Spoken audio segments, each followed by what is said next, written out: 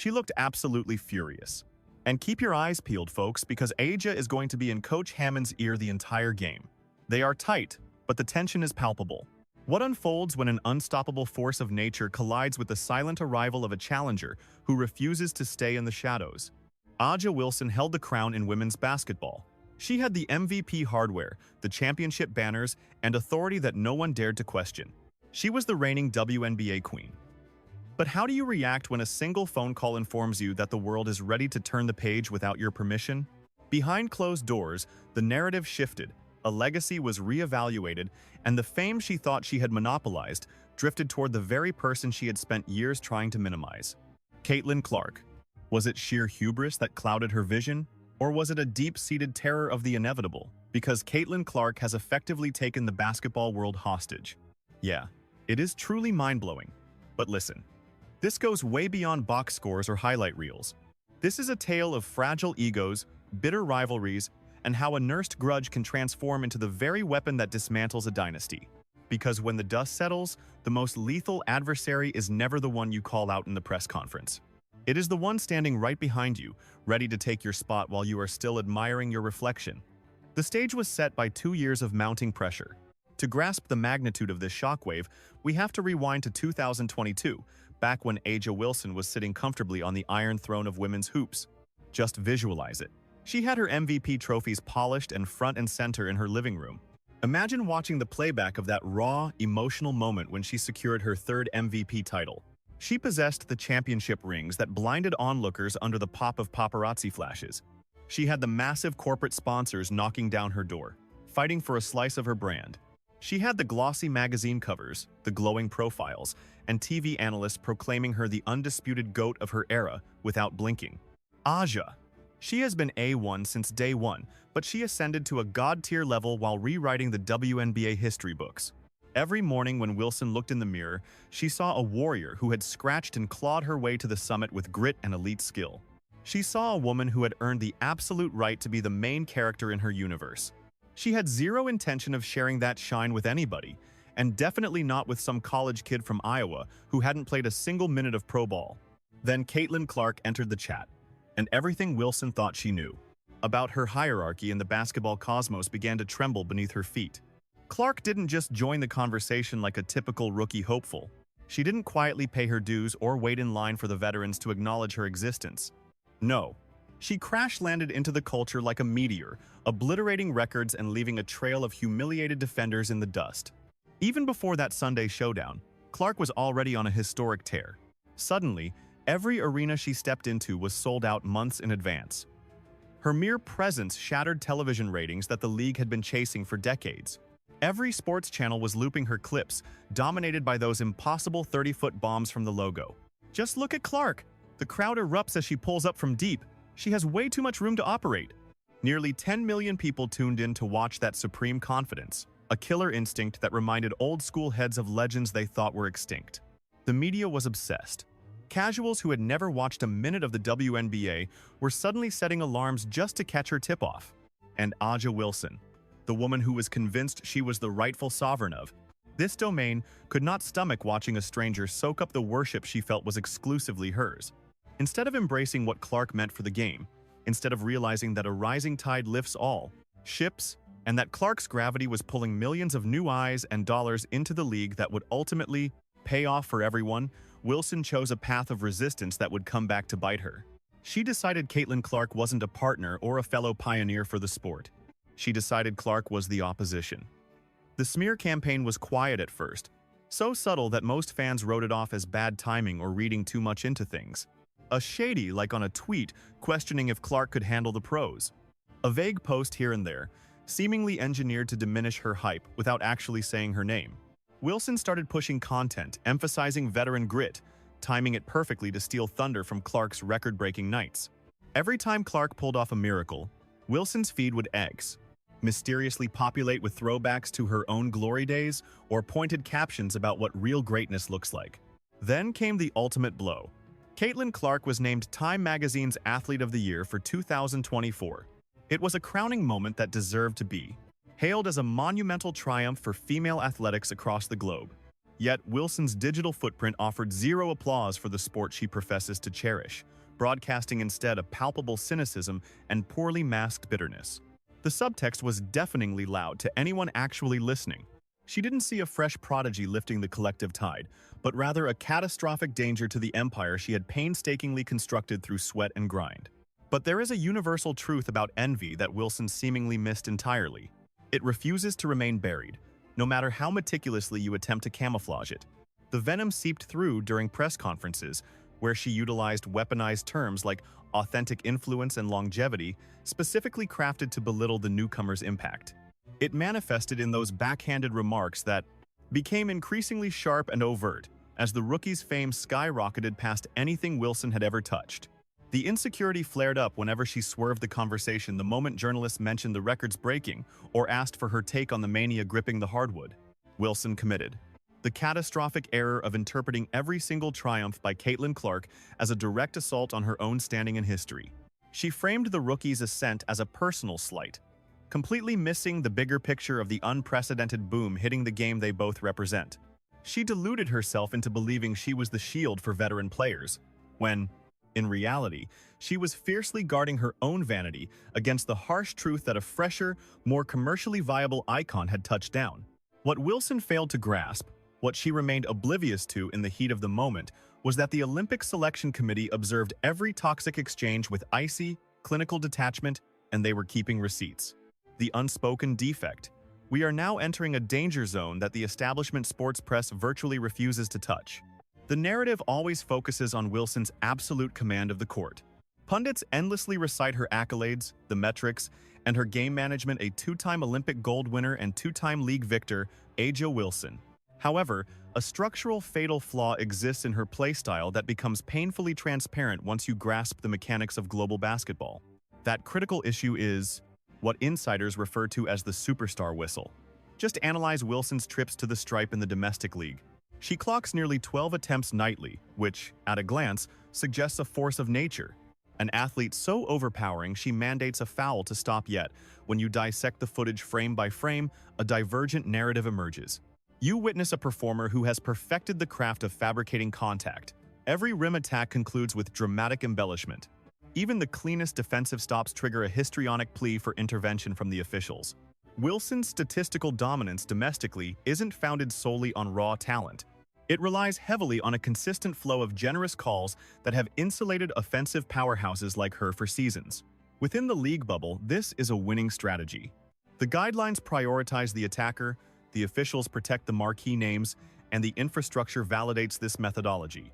Conversely, the international stage functions in an alternate universe where FIBA officials are unimpressed by your domestic trophies.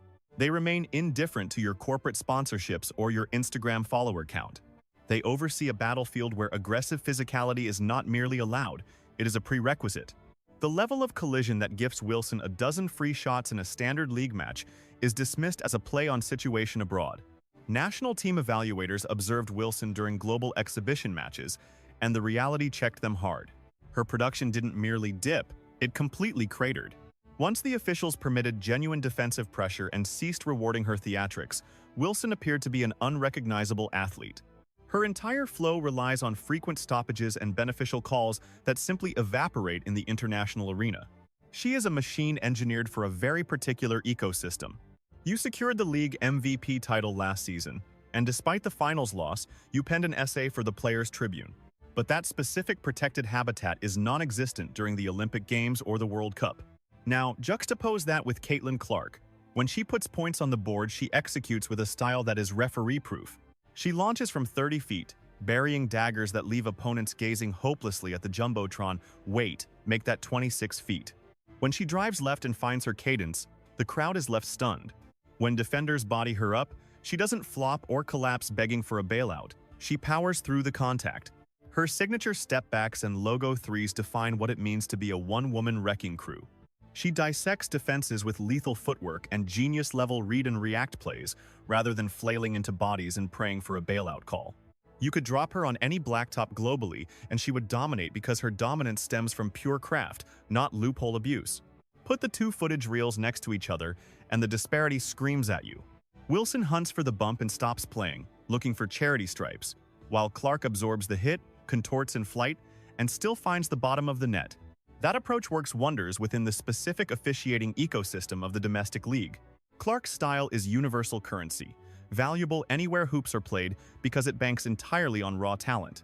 Then came the bombshell moment when the national program dropped their initial roster for the 2026 World Cup. This tournament carries massive weight regarding who punches their ticket to the 2028 Olympic Games. Wilson scanned the sheet, and the omission was glaring. She was nowhere to be found. Insiders paint a picture of absolute volcanic fury behind closed doors. After 24 months of feeling invincible, she faced the brutal reality that the very rival she tried to bury had taken her spot. Rumor has it the temper tantrum stretched on for nearly a week. She burned up the phone lines instantly, dialing every contact in the Federation in a frantic bid for answers. Her agents tried desperately to force sit-downs with a coaching staff that had already turned their focus to the athletes who actually made the squad. On the flip side, Clark was drowning in praise from peers and supporters, soaking in the honor of wearing the red, white, and blue. You do not need a biography to understand their characters. Just look at how they handled the news. The sharpshooter shared a humble note of gratitude, no shade thrown, no look-at-me theatrics. Just pure appreciation and eagerness to study under the vets, whereas Wilson's team began spinning narratives about scheduling issues blocking her play. The public wasn't buying what they were selling. It was transparently a PR bandage on a massive ego wound, a frantic attempt to control the narrative after getting booted from her perceived kingdom. However, this is the crux of the entire situation. The national staff had been auditing her conduct for 24 months, logging every single subtle dig.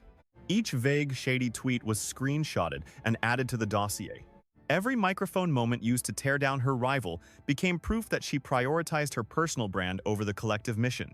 The goal was assembling a unit for global dominance, requiring athletes who elevate their sisters rather than cannibalize them. Here is why the intangibles outweigh the box score. The global game is a different beast entirely compared to the comforts of the home association. It goes beyond athleticism, or racking up heavy numbers for the history archives. It is about mental fortitude when the weight of the flag is on your shoulders and anything less than first place is failure. Can you stay ice cold when thousands of foreign fans are hurling abuse you cannot even translate? And can you keep playing when the officiating feels like a conspiracy against your squad? You are an ambassador under a microscope, where every grimace and gesture is beamed to billions of screens. The Summer Games act as a massive amplifier, revealing cracks in the armor that local games gloss over. Above all, it strips the player bare and shows the world what is truly in their heart. Let that sink in for a second. If you crumble because of a tweet from a stranger, you will absolutely collapse under the geopolitical pressure of international play. Someone who turns green with envy rather than clapping for a peer's victory creates a dangerous vibe. That kind of toxic energy is a liability in the trenches when you are fighting for gold. The selectors know the score. They have watched talented rosters implode because they let poison into the well. They have seen guaranteed medals evaporate into thin air. Not for lack of skill, but because egos got too big for the room. One bad attitude is a virus that destroys cohesion faster than any opposing defense ever could. The way she handled the rejection was the final nail in the coffin. It proved beyond a shadow of a doubt that leaving her home was the only logical move. She didn't take the news on the chin or channel that frustration into a silent grind to prove the doubters wrong. No, rumor has it she went into a full-blown tailspin that dragged on for nearly a week, refusing to own the fallout of her own antics. It was a frantic scramble to pass the buck, cornering anyone within earshot to demand answers, proving she possesses a glass jaw when it comes to pressure. A ticking time bomb you can't afford on the Olympic roster. Now, picture that same volcanic eruption immediately following a heartbreaking defeat with gold medals on the line. You can practically see A'ja Wilson mouthing the words, claiming the defender is on her, demanding the rock. Envision those manic late-night dials and that simmering rage getting unleashed on the squad, the refs, or the international press. That is the precise nightmare the coaching staff visualized, and they smartly opted to steer clear of that train wreck. Flip the script and look at Caitlin Clark, who has weathered 2 full years of relentless shade from Wilson's camp without firing a single shot back. Clark has stood in the center of a harsher spotlight, dealing with baseless heat and navigating more artificial scandals than arguably any icon the women's game has ever seen. Yet, she carried it all with a poise that has big money brands lining up and the national committee knowing she is the right face for the flag. While Wilson was busy double-tapping petty tweets and dropping snide remarks, Clark kept her nose to the grindstone, letting the box score do the talking. While Wilson used every microphone to throw subtle jabs at the rookie's rise, Clark spoke only of the privilege of studying under the greats and doing whatever was needed to secure the win. You could not paint a picture with two more opposing shades. The synergy blooming between Clark and stars like Aaliyah Boston showcases a harmony that Wilson's massive pride. Aaliyah Boston's schooling, the MVP Aja Wilson in the opener, was wild, and you had Caitlin Clark and Sophie Cunningham hyping up that dominance from the sideline. Would have suffocated before it ever had the chance to breathe. Their bond, hardened in the fires of collegiate battles and real respect, gives the national squad a backbone made of true appreciation. The American roster is crying out for pieces that slot perfectly into a machine built for medals, not highlight reels. It demands playmakers who lift the room with generosity and an infectious spirit. They require warriors willing to leave their stat lines in the locker room and lock in on the greater good. Aja's whole resume from the last 2 years hints that she would have insisted the entire universe orbit her accolades, her fame, and her story. Clark's history paints a completely different portrait. She is ready to bleed for the victory, even if it means trading her own spotlight for the team's gold. Ultimately, your makeup isn't just a factor, it is the whole game. This fresh chapter in women's hoops isn't merely a lineup switch. We are watching a tectonic shift in what the sport actually prizes in its icons. The days of the superstar getting preferential calls are fading. The age of undeniable raw talent is dawning. The committee sent a signal louder than this single roster spot. They picked integrity over drama. They opted for class over spite, selecting builders of the game rather than those who dismantle their rivals. Clark's magnetism reaches across oceans in a way Wilson's image simply cannot touch.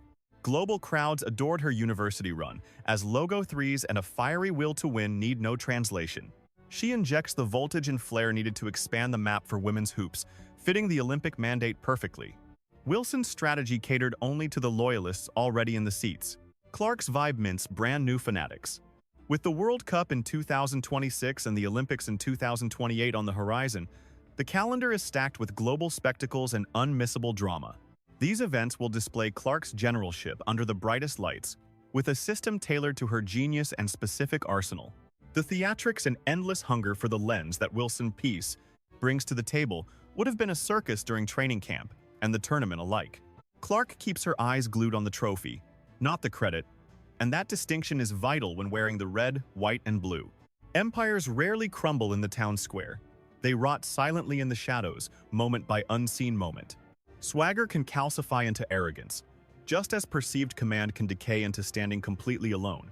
When the gavel finally drops, you never get the courtesy of a why, you are simply left to deal with the wreckage. In the ruthless arena of high performance, legends aren't broken by a mistake, but by the way they scramble when the limelight finds a new obsession. So one haunting riddle remains suspended in the silence, long after the breathless news cycles have moved on to fresh prey.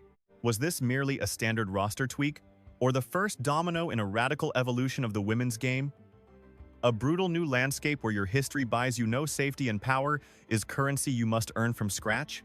And if the throne really is up for grabs, who is the next untouchable star about to learn the hard way?